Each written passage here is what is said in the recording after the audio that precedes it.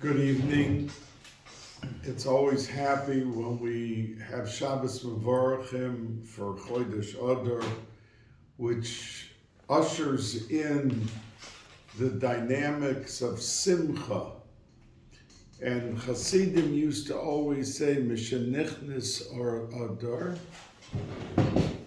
Marbim, that how do we have a multitude of the Inyane Adar, Bisimcha, that we have when a person is Bisimcha, he opens up the vistas and he opens up the vehicles that have to deliver to us all the goodness that Adar has in it.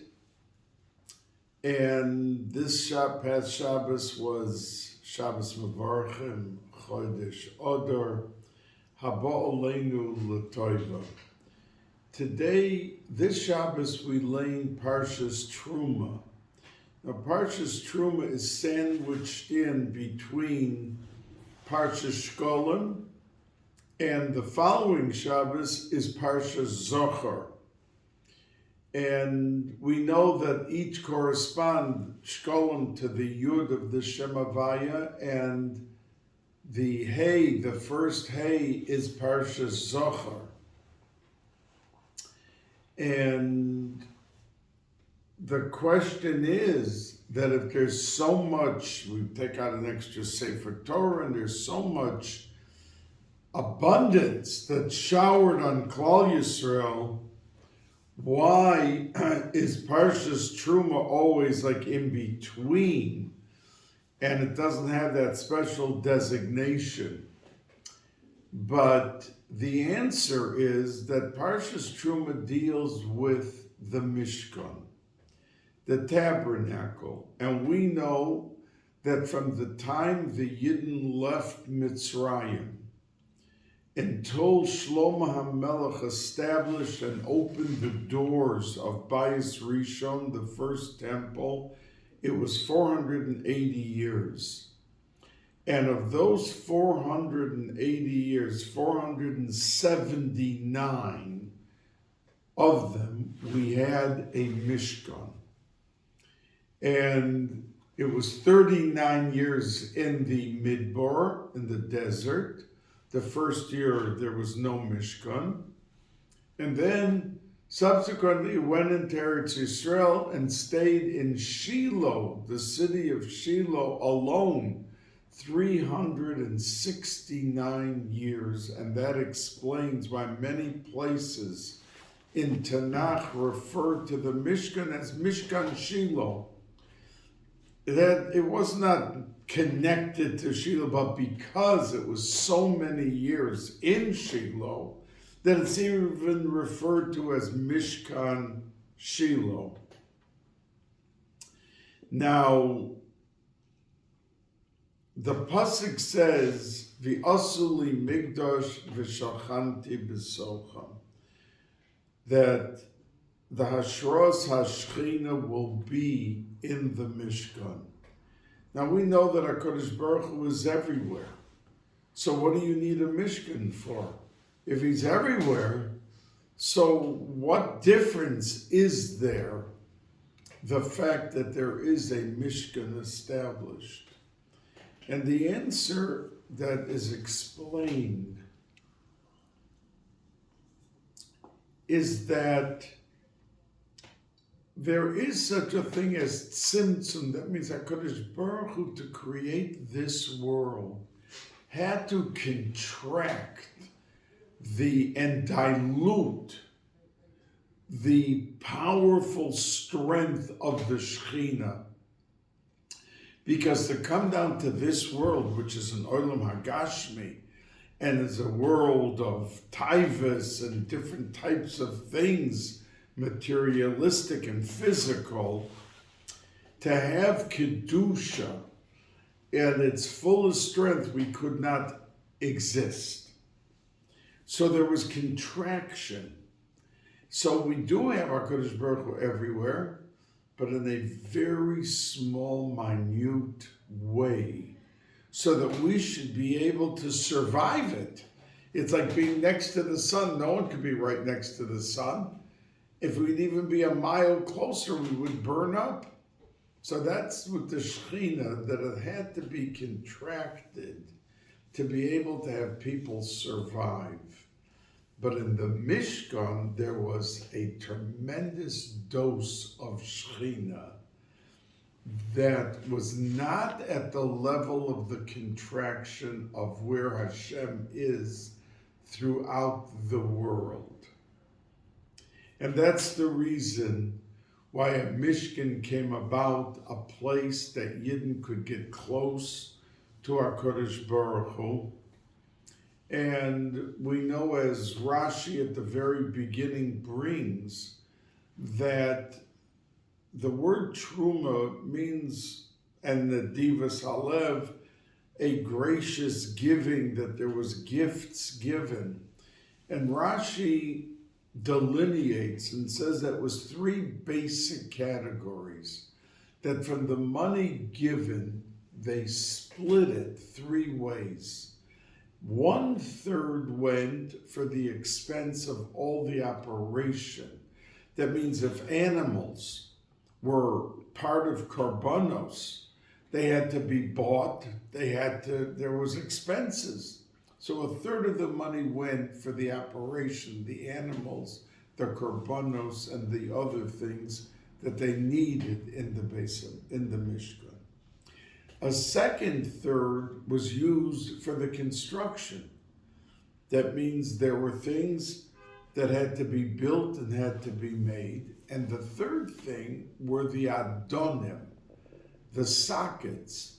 Now, anyone would ask the question, we understand the operation, the animals, the korbanos was a very integral part of what the Mishkan's function was. And the construction was an absolute important item.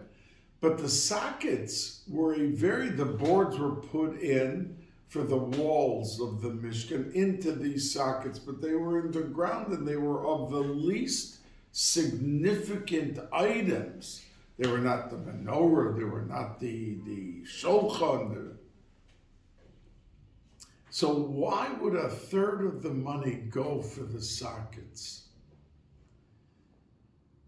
If you said 1/3 went for the Menorah or for the Mizbeach, but for the sockets? So Meforshim all basically rally around the concept that in Yiddishkeit, the foundation is the most important thing. When somebody gets married, the trend of the house usually for the first 20 years is how they enacted and brought to life Yiddishkeit in their home. If they had orchim at their table, then that was something that remained, because once they got used to having guests, so then 20 years later they'll have guests. And why do I say 20 years later? Because a lot of people that say they get married at 25, by the time they hit 45, 50, in the middle of life, they sometimes stand back and reevaluate what they're doing. Is this really worth all the time we're spending for this or for that? And they reshift and redesign the timing and allocation of what they do in their home. But for the first 20, 25 years, if they have a 5-minute session of giving tzedakah every morning before they begin their day, then that sets a trend that the chashivas, that it tatzal mimavis, that it brings mevi geula. These are things that are not said by Shabbos or by kashrus, but by tzedakah it is said. So if somebody brings that into the house, And their children, before they walk out of the house, put a coin into the pushka. It becomes ingrained. And where does that come from? From the beginnings. You start off on the right foot. The man goes every night and doesn't miss a minyan. It means he could have been busy with 100 things. Suddenly the minyan becomes relegated, delegated to the bottom of the list. And if he's too tired, he was with the nonsense and with the this for 4 hours. But at the end, when it came to yes, Davamar with the minyan or not, suddenly the tiredness kicks in and becomes the prominent thing, and that he'll settle on just quickly davening Ma'ariv in his house or whatever. But somebody who never misses a minyan, he's not going to just shrug it off so easily.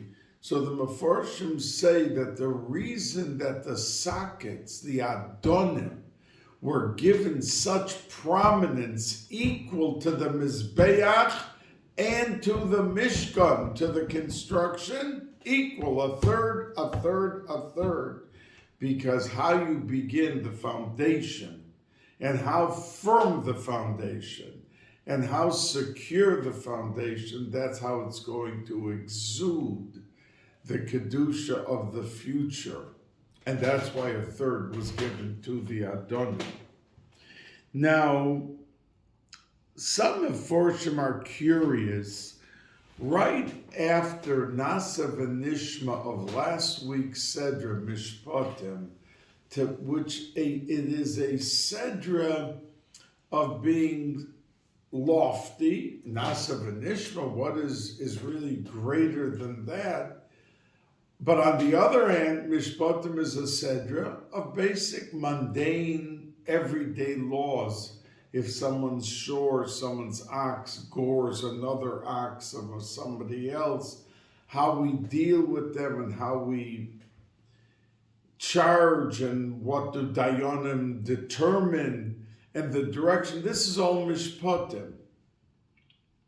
So to go from that to the Shechina, V'shachanti b'soichem, like why is it right before? The Mefarshim asked this question. So the basic answer is that everything we do involves money. That means if a person wants to wear tefillin, he has to buy a pair of tefillin.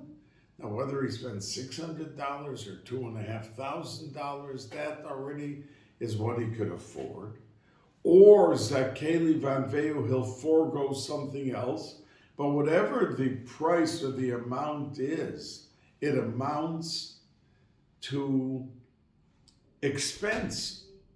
A person wants to have a lavish Oinig Shabbos or this macholim, the foods and the delicacies of Shabbos and Yom Tov. He has to buy it. Where is it supposed to come from? So an integral part of everything we do in this Olam Hagashmi, in this world, pertains to the Gashmias, to the money. And Chazal say that unfortunately, the vast majority of money is tainted. So it never has its secure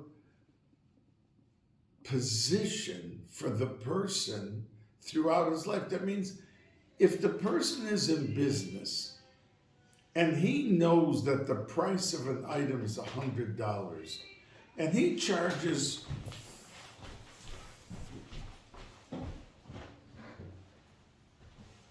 $300, and that's his list price. He's not cheating the person. He's making a profit. He has expenses. He has workers. He has rent.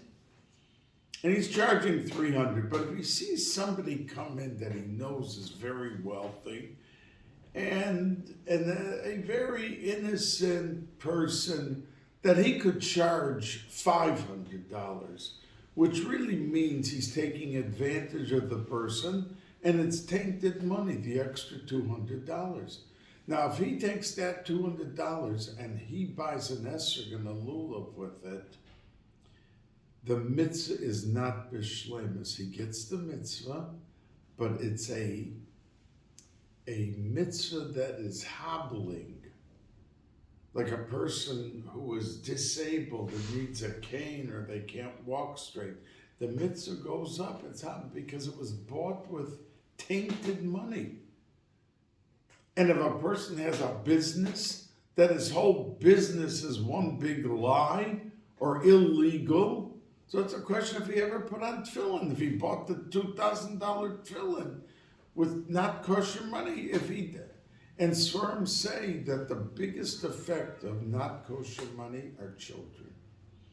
It means many from people say, I have 8 children, 6 of them are star students, excellent, beautiful, they're doing shidduchim they have family, outstanding, and there's one child that went way off, not religious, not Shomer Shabbos, not that. Why did that happen? There were others that were produced in the family, such wonderful Yidden, and through love, of course, we know that the other one will probably come back and come closer if we handle him correctly. But why did that happen to begin with? And many of the Surim say it was because there was not kosher money in the house that you were giving them to eat. But they were making brachas on stuff that was not, it was stolen money or it was illegal money or it was treif money for whatever it was.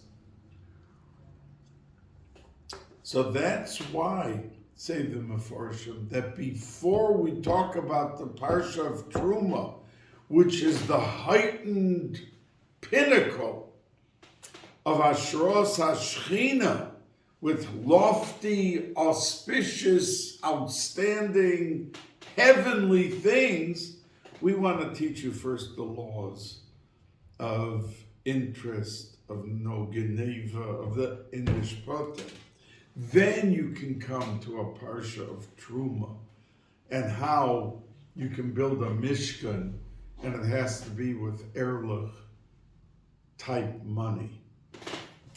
Now,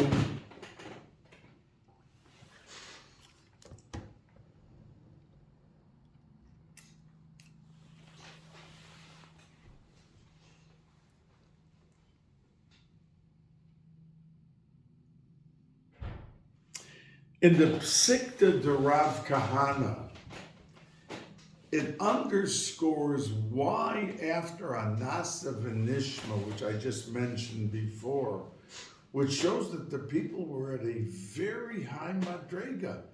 In other words, if someone came to any of us and said, I'd like you to do something, and we would answer commonly, well, what is it that you want me to do?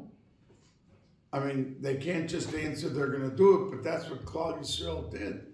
They were told, we're going to give you the Torah. And before knowing what the Torah was and anything, Nasa, we're ready to do. We are committed. So it shows you that they were at a very lofty, a very high madrega at that moment to say Nasa v'nishma. So who needed the Mishkan?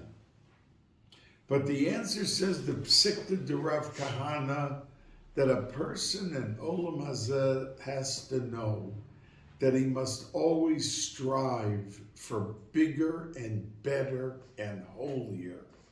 So you could be at the Madrega of Nasav and Nishma, heavenly, but you still should expect more.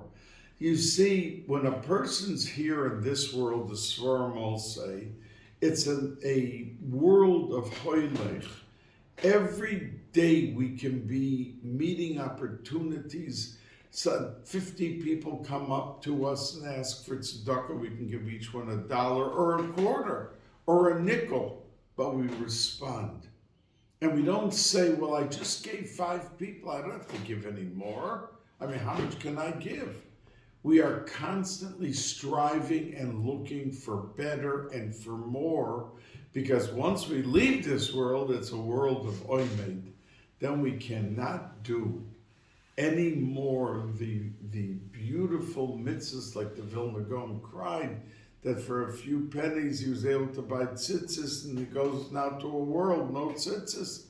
He can't do any more mitzvahs.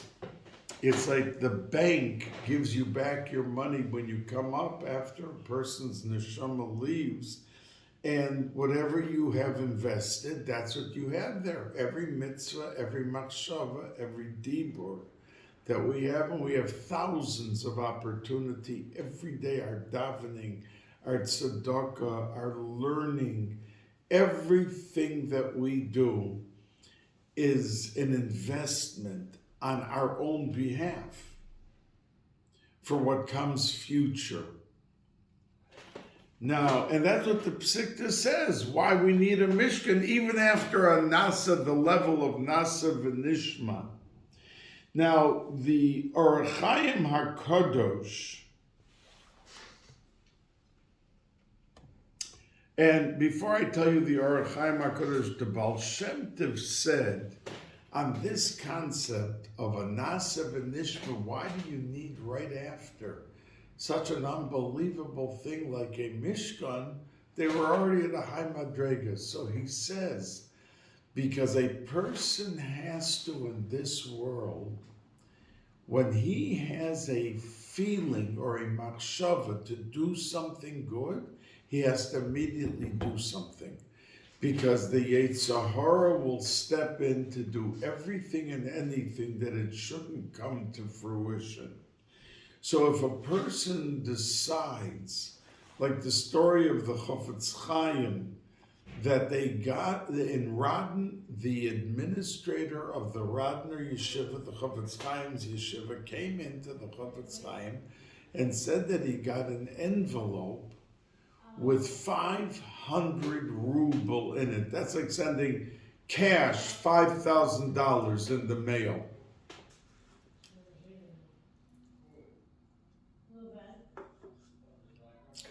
$5,000 in the mail. And the Chofetz Chaim dispatched the administrator to the little village nearby, near Radin, of the person who sent the money. So he came to him and he said, you sent it in an envelope. It could have been stolen. And 500 ruble is like 5 or 10,000 times. It was big money. So the man answered him and said, I have to tell you the reason I sent it. I was in the middle of doing a business deal. And I said and made up that if it's successful, I'm going to send the Radner Yeshiva 500 ruble. And it was successful. So a thought came to my mind, 500 ruble. I mean, if they got 50 ruble, they'll be dancing. It's still $1,000.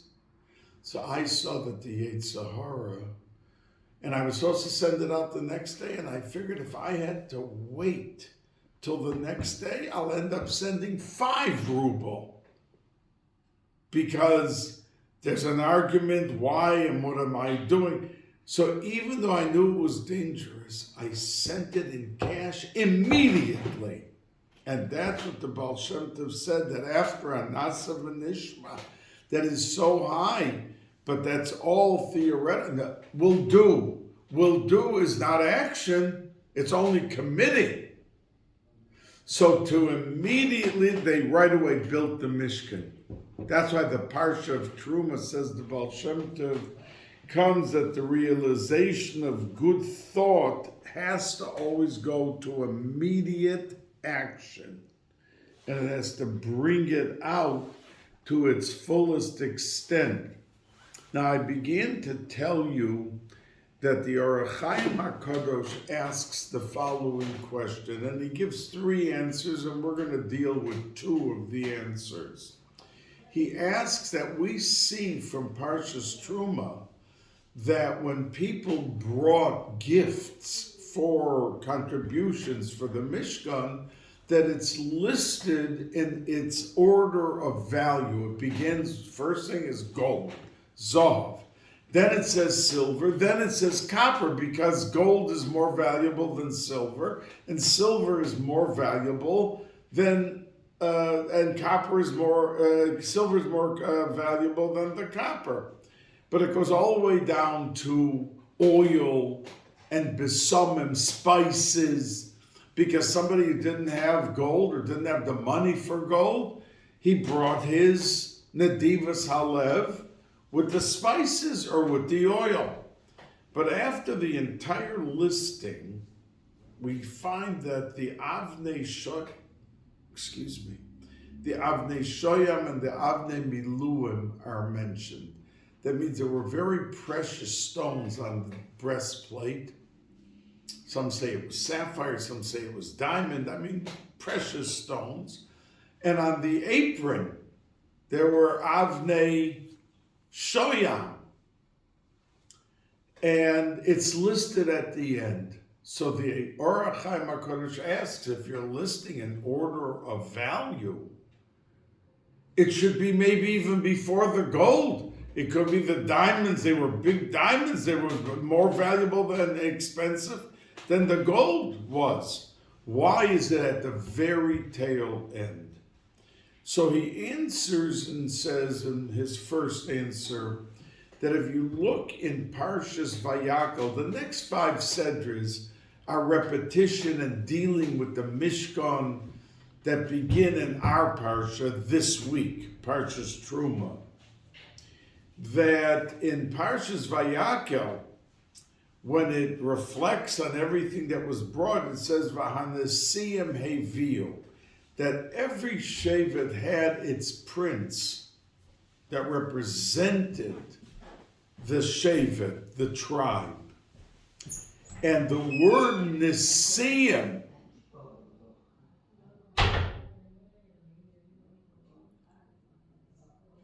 the word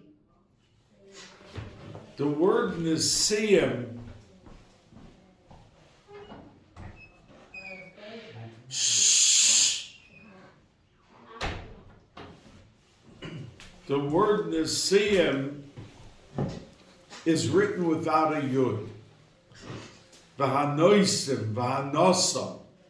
It's written without a yud, and Rashi brings the Chazal that there was criticism to the Nesiim, because what happened was that when Moshe Rabbeinu delineated for Klal Yisrael what had to be brought to build a Mishkan, the Nesiim said, you know what, let Klal Yisrael bring whatever they will bring.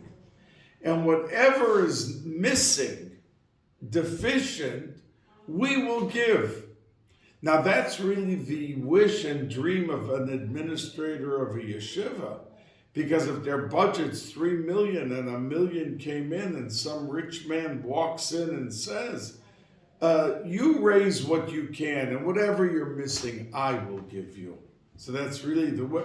But there was a criticism to that attitude by the Nesiim, because as the Chazal said, they were lazy to immediately jump up and bring as they should have, to show the enthusiasm of wanting to be part and parcel of this process. And saying that you're going to, whatever at the end that's missing, that showed a lack of chashivos to the Inyan. So, and that's why the Yud is missing, to show that there was missing and lacking in their attitude. And since they brought the Avnei Shoyam and the Avnei Miluim, it was listed at the tail end. Because even though the value was there, but the mere fact that the attitude was not there, it was less choshev than the besomim and the oil, and it's listed after. That's the first teretz of the of the Orach Chaim, which really is a message to each and every one of us, that life is not forever, and despite people who are 20 and 25 and 15 that think life is forever, but when people become 40 and 50 and 60, they realize that time is flying by and things are moving on, and they get the message that we have to respond and do for today. Don't push off to tomorrow. But the second teretz that the Orach Chaim HaKadosh says is that the Medrash says that since they only brought it at the end, that the Anonim, the clouds brought from heaven, the Avnei Shoyam and the Avnei Miluim. So if that's the case, then it should have been written at the beginning because they were more valuable. But the only thing in Olam Hazeh that counts for something is when there's blood, sweat, and tears. And there has to be that there is a position, and as I said, attitude, that it's important. And something that flew down from heaven and they just picked it up and brought it, it didn't have the chashivas. That's why it's listed at the tail end. And that we, when the pasuk says, "Uveirachticha b'chol asher ta'aseh," that there is nothing in Olam Hazeh that produces positive results, whether it's working with a yid to become a better yid, whether it's working in business that he wants to make money and he's taking the money to pay for the Rav of the shul or to get a new Sefer Torah or to buy new mezuzahs, that money has to be brought about with great effort. And we have to work at it. That's why the pasuk says, "Uveirachticha b'chol asher ta'aseh." The ta'aseh you have to do. You have to toil, you have to work at it, and then you can reap the results and it can come to fruition. So those were the two terutzim of the Orach Chaim HaKadosh of why the Avnei Shoam and the Avnei Miluim were listed last. Now we know that the Rabbeinu Bachaya, in Yeshiva, we pronounced it Rabbeinu Bachaya. Many people pronounce his name Bachya. But he was from hundreds and hundreds of years ago, and he said that the word shulchan, which you know that all the vessels are in this week's Sedra. There's one that was not created, which was the Mizbeach HaZohav, and we are going to talk about it. The Mizbeach HaNechoshes, that we're going to talk about why it was put into the end of next week's Sedra. Can you bring me a chumash, please? I never use a chumash during this year, but I want to double check which mizbeach. There were two mizbeachos in the Mishkan. There was a mizbeach hanachoshes, which was outside, where they brought all the korbanos. Thank you. And there was mizbeach hazohav, which was also called the mizbeach hapnimi, and the Mizbeach HaKetoris, which was one of three. Inside the Kodesh Kodashim was the Aron, and then you walked into the Kodesh where there were three items. The Shulchan, which had all the Lechem Hapanim, the Mizbeach HaKetoris, Mizbeach HaPnimi, Mizbeach HaZohav, which was in, and also you had the Menorah. Those three items were in the Kodesh. Now, all of these items, everything, the Krushim, the Adon, everything was made and described in Parshas Terumah.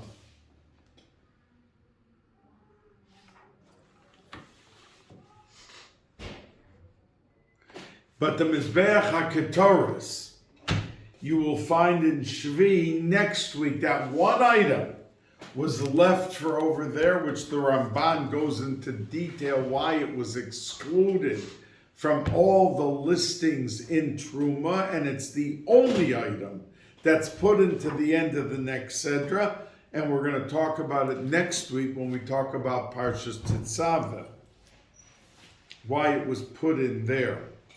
But everything else is in this week's Sedra, and the Shulchan said to Rabbeinu Bachaya that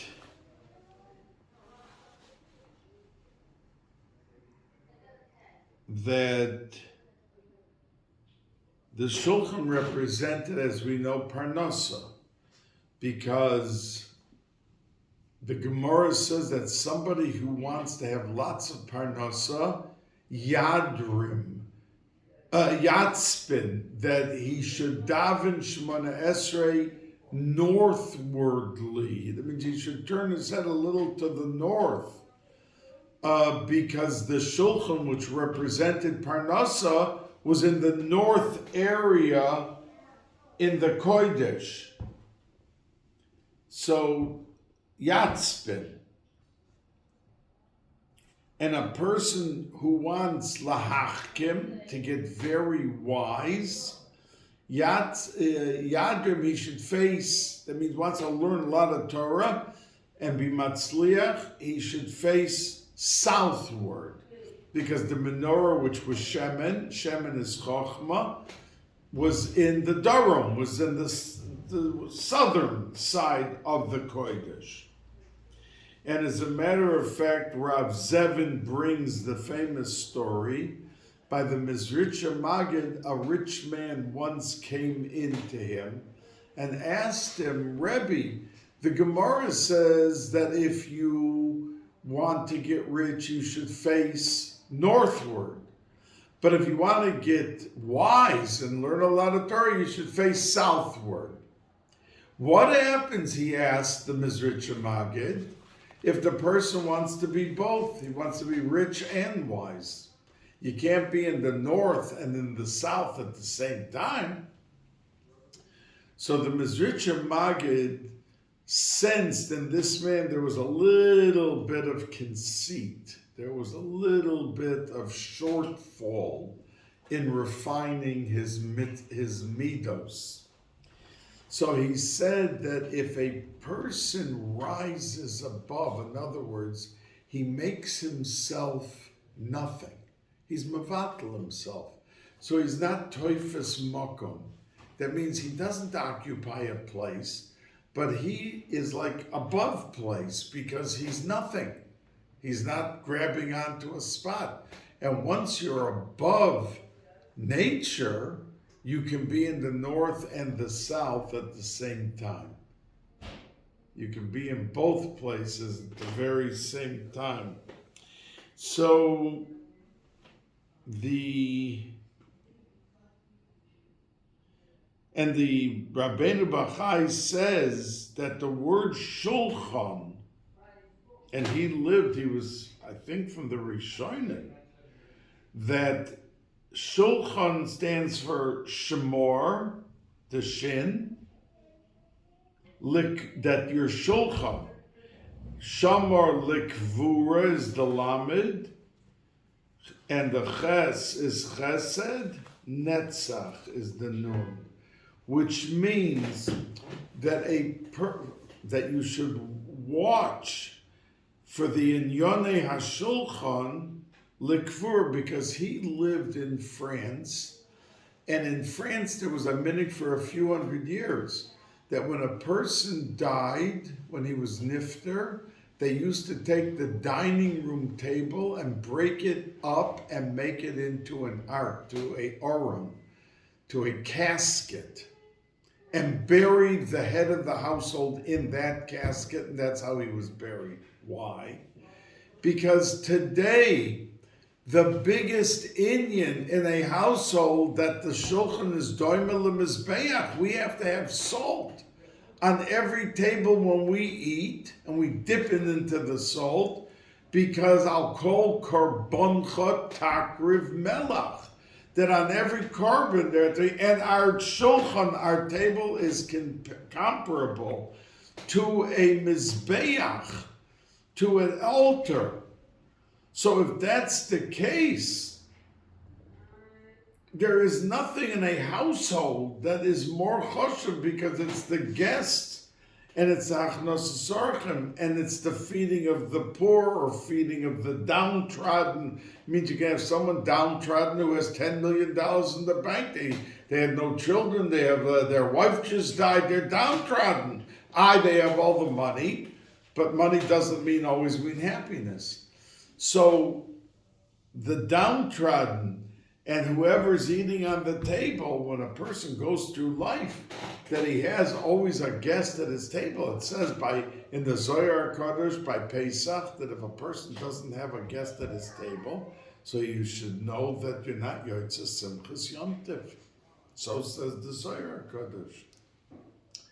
So we have to push ourselves to be mahader in that inyan, and the Rabbeinu Balkany talks about the shulchan, which was a segula for parnasa, but at the same time it was a segula for the person who used his shulchan like a mizbeach with the korbanos, which meant feeding orchim on the table, that it elevated the household and the head of the household, that it was a schus for him to be buried in the actual dining room table when he was buried after his lifetime.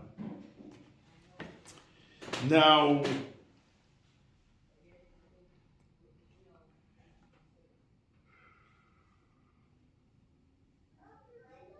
one of the items is the menorah.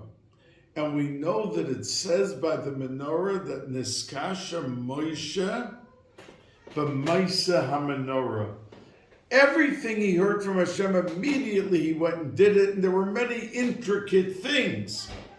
But, like the shulchan and all the other items, but he did it immediately. But when it came to the menorah, he could not fathom, what am I supposed to do? So HaKadosh Baruch Hu showed him a menorah, what it looks like, of eish, of fire. Says the Medrash, say the Chazal. And he still didn't understand. So Hashem told him, you take a chunk of gold and throw it into the fire, and I'll make the menorah. So said Hashem, HaKadosh Baruch Hu, to him. And he threw the chunk of gold in, and out came the menorah. Now, the question is, Hashem knew that he was going to show him the menorah, and he wouldn't understand.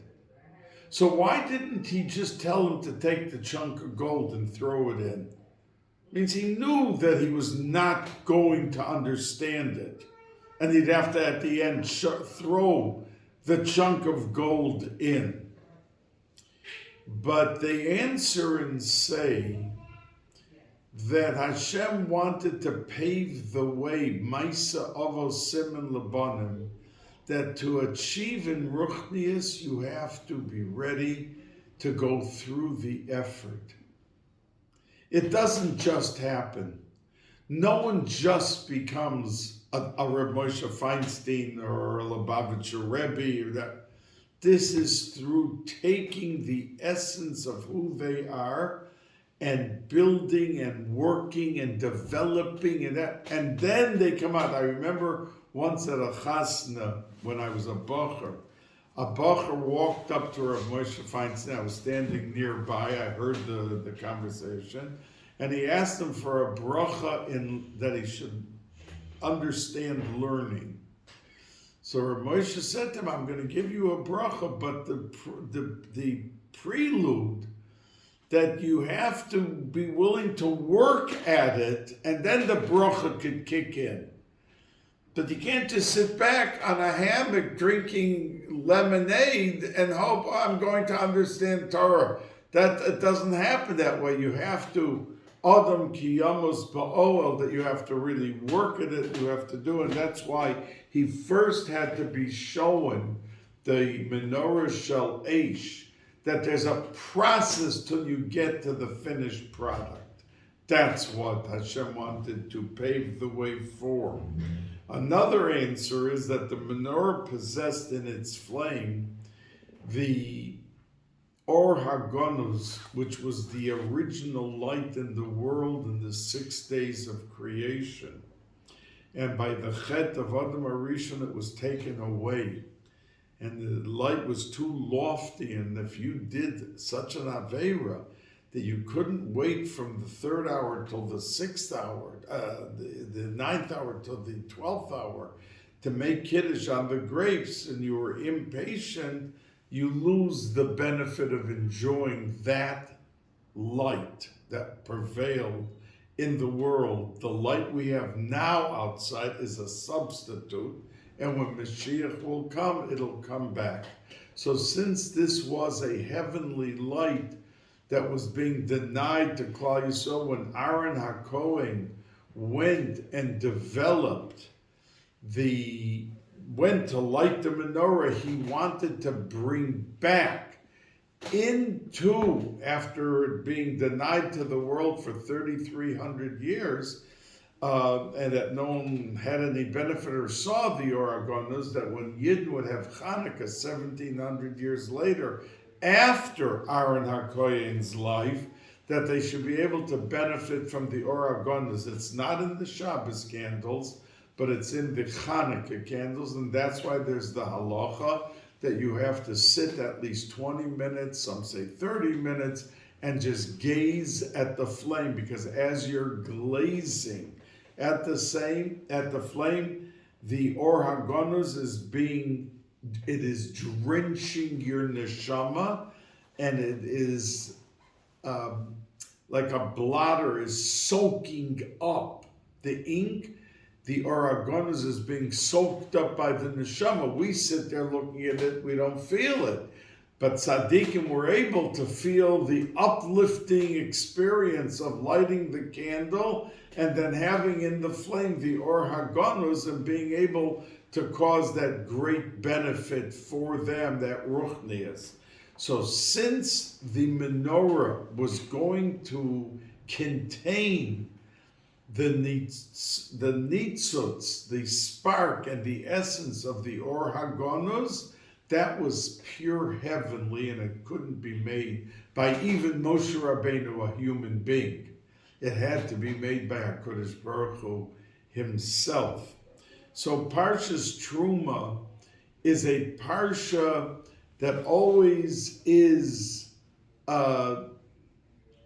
in Chodesh Adar, and as I told you last time, that the Besamim, that the Chush Hareach reigns, says the Arizal, in the month of Adar, that we are closest to the Inyone Geula David Malka Mashiach in the month of Adar, because that is replete with something which was not nifkan, as the Arizal says, that Vatera Isha Vatochal Vatiga, the touching, the smell, the looking and the hearing, and Vayishmu, they were all nifkan, that we have to fix that original chet of Adam HaRishon, but the Chosh HaReach was never nifkan. And it's the same before and after, and that's why Motzoi Shabbos, at the time of David Malka Mashiach, we smell the Besamim, because that is the Chosh HaReach which reigns in its full glory and luster at that moment. We hope that you're going to enjoy. We have a separate video that I've been doing for the last few weeks, which I finished this video, and then we begin a separate video with a 2-minute question and answer on a different topic completely. Bracha v'hatzlacha to each and every one.